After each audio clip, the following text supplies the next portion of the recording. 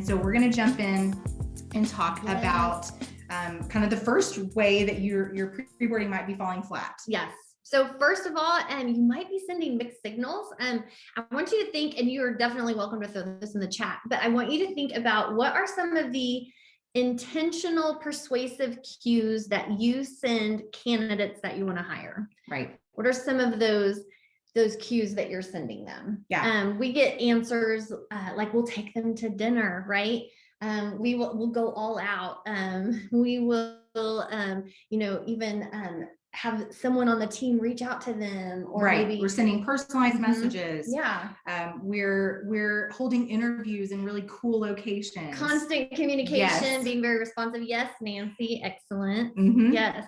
Sandy said company growth and stability and internal. Yeah. Yep. Oh, wait, I'm sorry. The chat is popping so fast that I'm starting to read two messages together, right?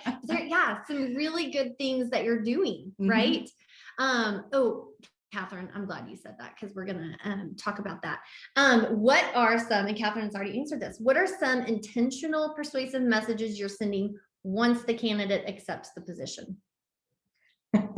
Crickets. Sometimes. Not always. Except Catherine, you get the gold star. So when it's so funny when we talk about this in conferences, and so they're sitting in the audience with us, we'll get a buzz when we talk about what are you doing with your candidates, and then as soon as they become now employees, what are you doing? And it's silence. We have a few people that are doing some things, and that is awesome. That is actually good news, because I know we had some threes on there, and you can definitely learn from each other. But here's what we know. The majority of our clients, the majority of the people that we talk to, HR professionals, they are actually sending mixed signals. They are doing a lot to woo a candidate. And then once they do, they almost ghost them, right? And they're not sending much communication, or they're being very slow with their responses. It's not top priority to them anymore. And because they're not thinking your question about, what persuasive messages are you sending to a lot of us? We breathe a sigh of relief, like we got them to, they're coming to work for us. And so we don't think about the fact that we still need to be sending persuasive messages to them. And I'm seeing some great examples of not sending these mixed signals. So sending welcome emails to the company. Those are all good things to do. We do a one-on-one welcome call to go over the onboarding process. Barbara, that is amazing. Yes. Talk a little bit about our company. We go over the benefits and other things. Yes, that's awesome. So if this is an area I think you're struggling with a little bit, read these comments. They're fantastic. Let me tell you what you do need to be sending. We want you to be sending belonging cues. So we want you to communicate 4 major things. And some of these examples that you're giving us are communicating these things. So that's fantastic. First of all, we want you to be communicating that we value you, right? That you are a person that is going to add to our team. I heard someone say the other day, isn't it funny how we're so specific with our criticism and so general with our praise? So true. Right? Let's be very specific about why we value them. So tell them why specifically you are excited that they are joining the team.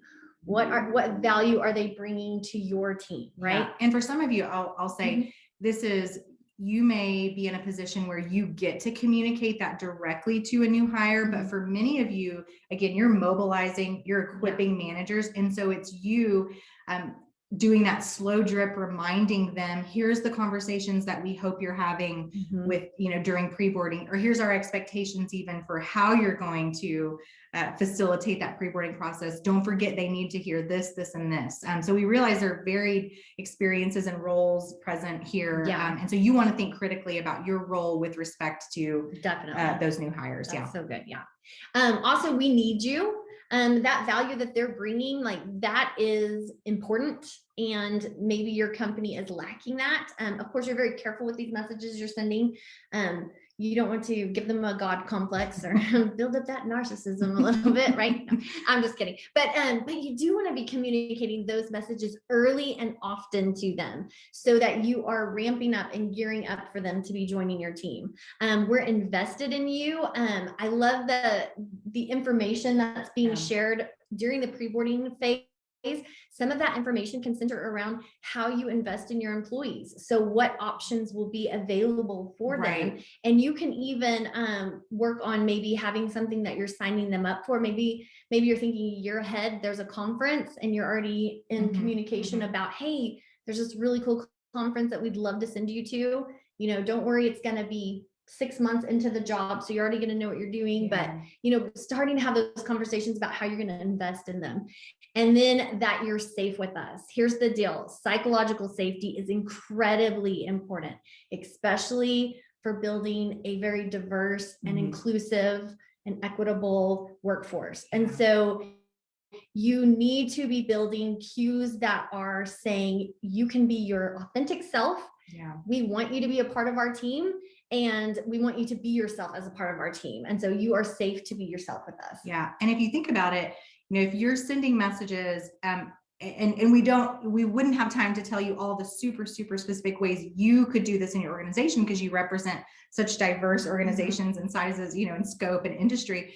But if you could figure out with your team, how are we going to communicate during pre-boarding that we value this candidate or this new hire? We need them, we're invested in them, and we're safe with them. What you're doing is reducing that uncertainty, and you're increasing predictability. Or another way to say that too is perceptions of security or psychological safety. So important. So important. Yes. Oh, and the comments are rich. Oh, I mean, that's probably the best going part too fast for of us this to read all of entire presentation. So please be reading those. Don't listen to us. Read the comments. You can come back and watch us on replay.